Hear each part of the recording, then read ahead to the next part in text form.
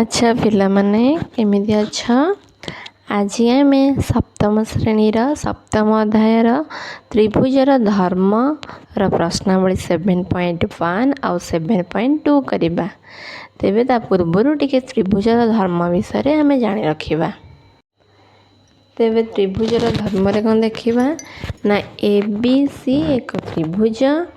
ABC त्रिभुज माने त्रिभुज डेफिनेशन देबा। तेबे तीन बाहु द्वारा आबद्ध क्षेत्र को त्रिभुज कहा जाए।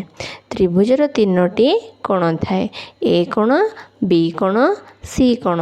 आमे ताको कहि परिबा सी ए बी कोण, ए बी सी कोण, बी सी ए कोण।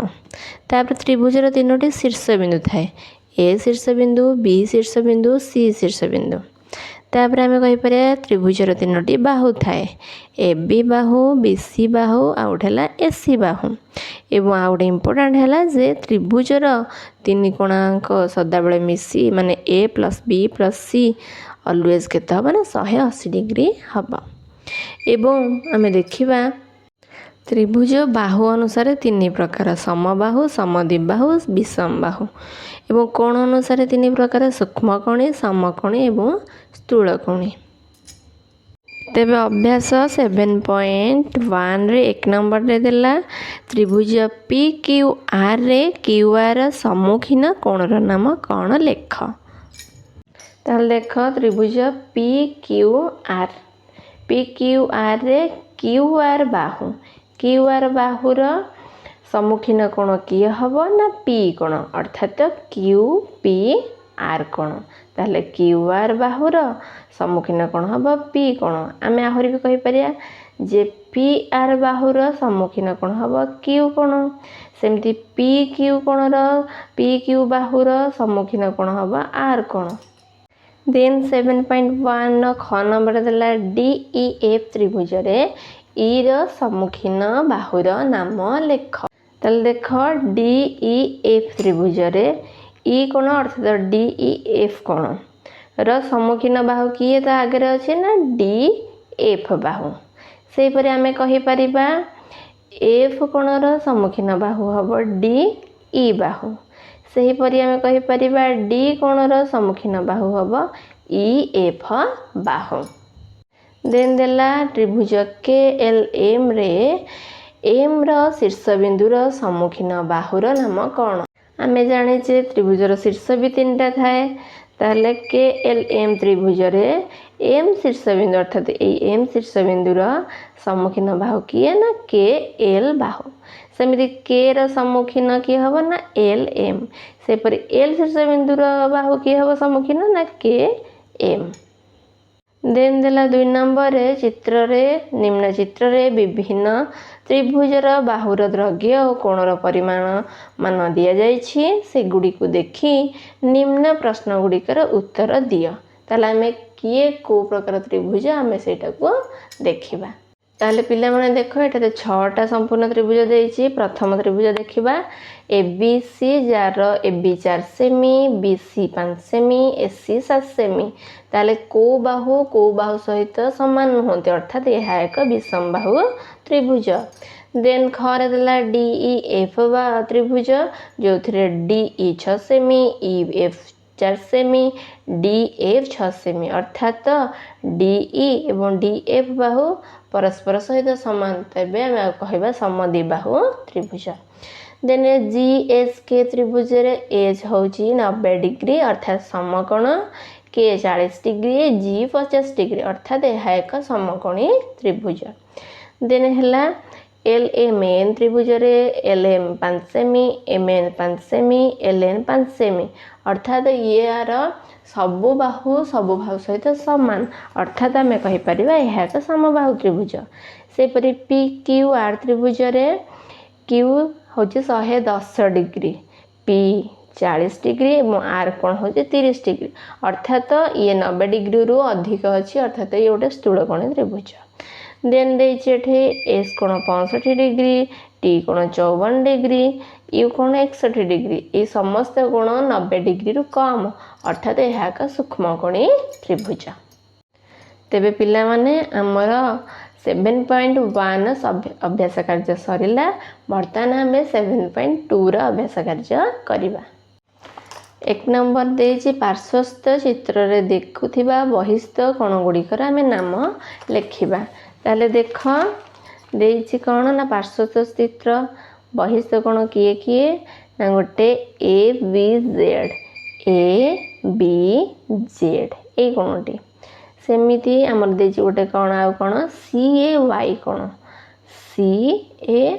कोण एवं आ गोटी हैला BAX कोण थाल टोटल तीनोटी बहिस्थ कोण। 2 नंबर देला गोटे त्रिभुजर मोट केते गोटे बहिस्थ कोण अंकन करा जाई परिबो।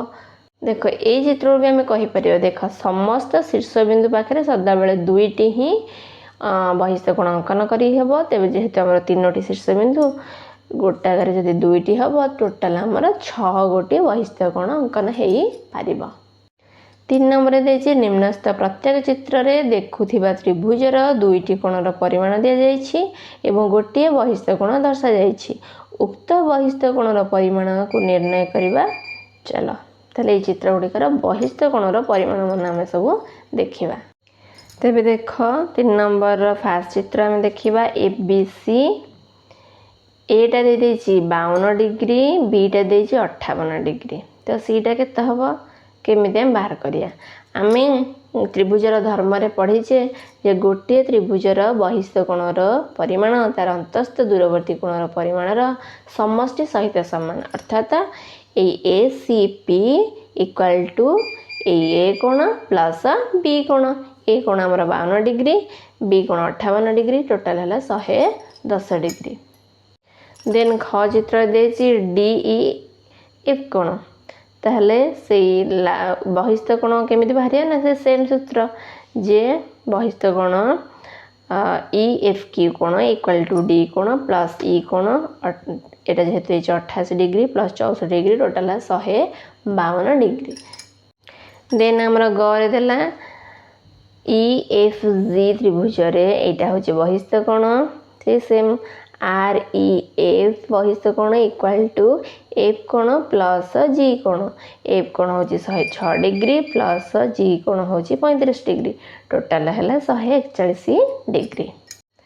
देन देखिबा घरे SKL त्रिभुज रे ताले LKS बहिस्थ कोण इक्वल टू H कोण प्लस L कोण। H कोण 92 डिग्री प्लस L कोण 46 डिग्री टोटाल है 138 डिग्री।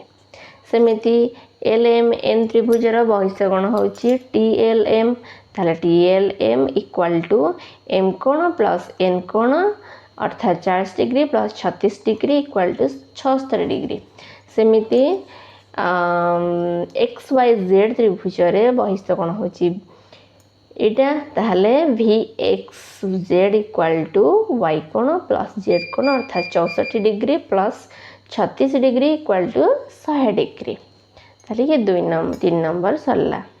देन नंबर 4 नंबर देछि पार्श्वस्थ चित्र रे त्रिभुज ABC रे B कोण और बहिस्थ PAC कोणर परिमाण यथाक्रमे 75 डिग्री और 112 डिग्री देछि। तेबे C र परिमाण को जदि हमें x डिग्री रूपे सूचित करिबा तेबे x र मूल्य को हमको निर्णय करबा को पड़िबो। तो चित्रटा होछि एटा ए x कोण बा C कोणटा को हमको बाहर करबा को पड़िबो। चल नंबर 4 ना ABC त्रिभुज रे हमको दे देछि ए बहिस्थ कोण 112 एटा 75 एटा x ए को बाहर करबा। तमे जानिछे जे PAC इक्वल टू B कोण प्लस C कोण। ताले PAC होची केते ना 112 डिग्री SCB हमको दे देछि x डिग्री और एटा तो 75 डिग्री।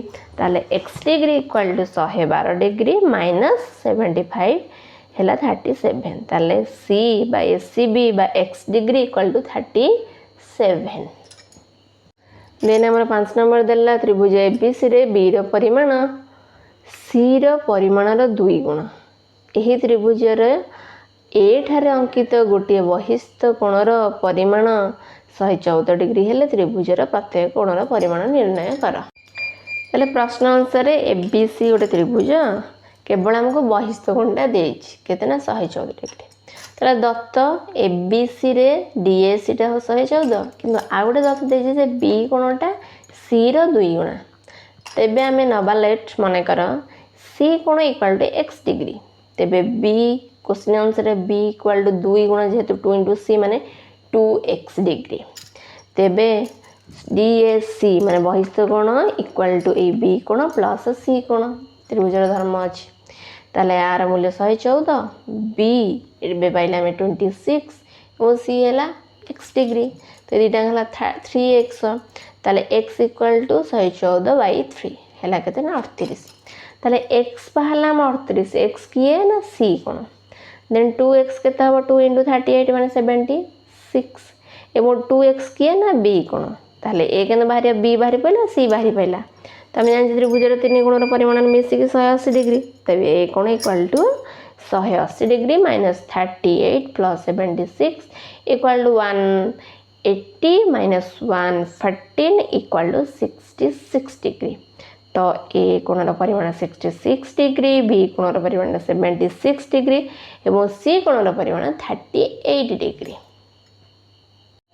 देन देला नंबर 6 लास्ट नंबर पार्श्वस्थ त्रिभुज ABC रे AC इक्वल टू BC हेले बहिस्थ कोण ACP र परिमाण 160 डिग्री ताले B कोण और A कोण परिमाण निर्णय कर तेबे त्रिभुज ABC रे हमको देछि AC इक्वल टू BC एवं आम जानिछे जे दुईटांग बाहु समान है सेमान सम्मुखीन कोण मध्य समान है अर्थात AC माने B कोण BC माने A कोण ताले A कोण इक्वल टू B कोण एवं हमको देछि बहिस्थ कोणर परिमाण होछि 160 डिग्री ताले बहिस्थ कोण ACP equal to B plus C 160 अच्छा एठी हम गोटे जिनस देखिबा एबे कोन कहले जेहेतु AC इक्वल टू BC एवं बाहु अनुसार से सम्मुखीन कोण दो भी समान माने A कोण इक्वल टू B कोण ताहले हम लिखि परबा B कोण प्लस A जगह B लिखि परिया कारण जेहेतु इक्वल ताहले B कोण ताहले 2B हे गला ताहले B कोण इक्वल टू 160 डिग्री बाय 2 केते हला ना 80 डिग्री ताहले A कोणर परिमाण हमको बाहर करिया देथिला जार मूल्य हबो 80 डिग्री तबे पिल्ला माने हमर त्रिभुजर धर्मर अभ्यास 7.1 और 7.2 सरीगला आदि भल लगी प्लीज मो चैनल को सब्सक्राइब करिवो लाइक करिवो शेयर करिवो कमेंट भी करिवो एवं कमेंट करिवो जदि भल लागुची मु तम पई यार नेक्स्ट वीडियो रे 7.4 और 7.3 को आनेबी धन्यवाद।